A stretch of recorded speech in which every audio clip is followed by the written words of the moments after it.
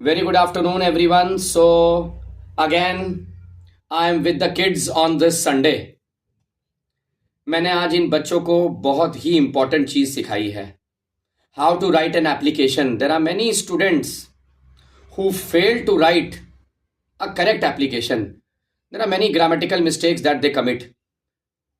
मेरा मतलब आप लोग समझ रहे हैं क्या बोलना चाह रहा हूं. एप्लीकेशन लिख तो लोगे, लेकिन आप लोग इंग्लिश की एप्लीकेशन लिखने में बहुत गलतियां करते हो. You make mistakes. तो अब आपको एप्लीकेशन सिखाया गया है, समझ गए कैसे लिखा जाता है. अपार्ट फ्रॉम दिस, संडे की speaking class, personality development, grooming class, career counselling, इन सब क्लास में मैं इन लोगों को names of fruits, vegetables, insects, mosquitoes, countries इसलिए सिखाता हूं. एकदम से रैंडमली जब कभी भी कोई ओरल टेस्ट होता है और अगर कोई बोल दे कि जरा जी अल्फाबेट से 5 कंट्रीज के नाम बताओ, तो बाप रे उस समय समझ नहीं आता कैसे क्या बोलें.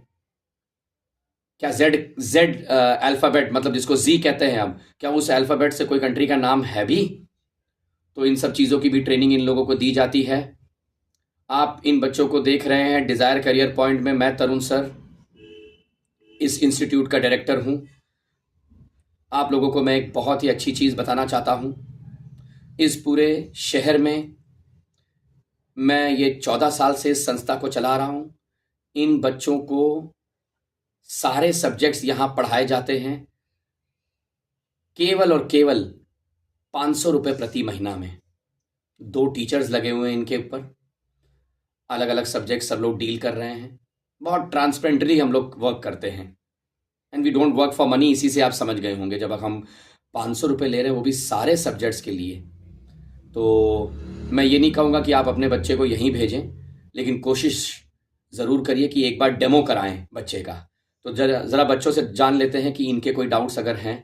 बच्चे, आप लोग क्या कोई मन में डाउट किसी भी चीज़ को लेके अगर मेरे से वीडियो में बात करना चाहते हैं, anything that you wish to.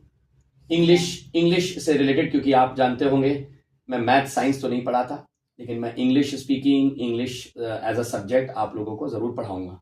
तो कुछ भी आप लोगों को जो नहीं आ रहा हो ज़रूर पूछें. हाँ, इंग्लिश रीडिंग करने में दिक्कत होती है. ओके, तो इसको डेली करते हैं. देखो बच्ची ने बोला इंग्लिश रीडिंग, इसको डेली एक प्रैक्टिस बना लेते हैं.